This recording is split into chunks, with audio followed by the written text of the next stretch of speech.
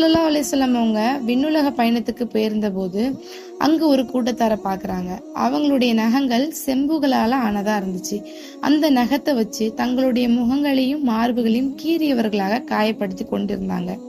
இத குறித்து ஜிப்ராயில் அலைஹிஸ்ஸலாம் அவங்க கிட்ட ரசூல்லா கேட்கும்போது ஜிப்ராயில் அலைஹிஸ்ஸலாம் அவங்க சொல்றாங்க, இவங்க மனிதர்களுடைய மாமிசங்களை சாப்பிட்டு மனிதர்களை பற்றி புறம் பேசிட்டு இருந்தாங்க. அவங்களுடைய மானத்தை பறிச்சவங்களா இருந்தாங்க அப்படின்னு. புறம் பேசுறதுன்னா என்ன?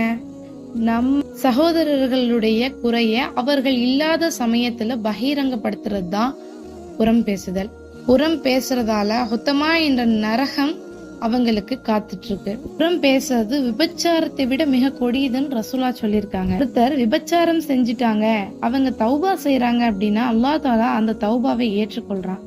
ஆனா யார பத்தி நம்ம புறம் பேசப்படுறோமோ அவங்க மன்னிக்காத வரை அல்லாஹ் தாலா மன்னிக்க மாட்டான்.